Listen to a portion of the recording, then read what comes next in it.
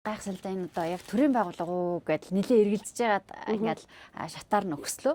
Тэгээд үнэхээр бас ийм сэтгэлтэй ийм хүмүүс Монгол улсыг бид нар л хөгжүүлнэ. Тийм тэгэхээр танд одоо айгүй зөв газраа би бас эргэлзлээ. Одоо ингээд хувийн байгууллага те энэ музей ингээ хажууд яг энэ төв зэгт ямар гоё байршилтай юм бэ гэж бодож чинь. Тэгээд айгүй гоё ирээдүй харагдаж чинь танд одоо амжилт хүсье. Баярлалаа. Тэгээд мөвчөөгчийн санал болгосон энэ Монгол орны лавлах гэд энийг одоо Цэс сумын одоо номын санд байршуулъя гэсэн саналыг гаргалаа. Минийхаар бол яг одоо хэрэгтэй өндөл байвал энэ одоо яг өөр өгөөж өгнө гэж бодоод манай цээлээс одоо маш олон одоо доктор гарч ийн геологийн ухааны доктор одоо Батхдах доктор маань редакторлсан байна.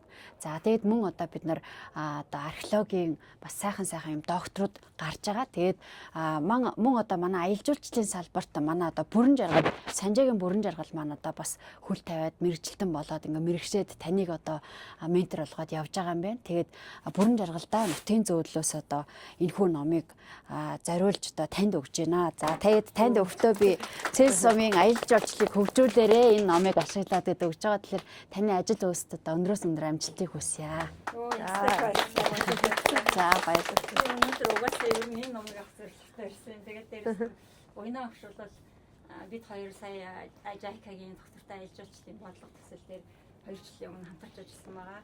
Тэгээд Уйна агшд аюулт талархдаг юу гэхээр одоо өөрийнхөө хэмжээнд энэ манай Монголын аялал жуулчлалын салбарт маш том одоо хувь нэмрээ оруулдаг хүн. Одоо хүний нөөцийг маш сайнаар бэлтгэдэг.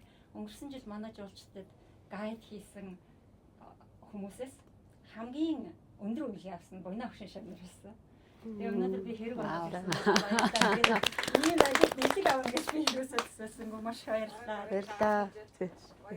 Тий, нутгийн зөвлөлийн арга хэмжээнд сайн оролцоорой.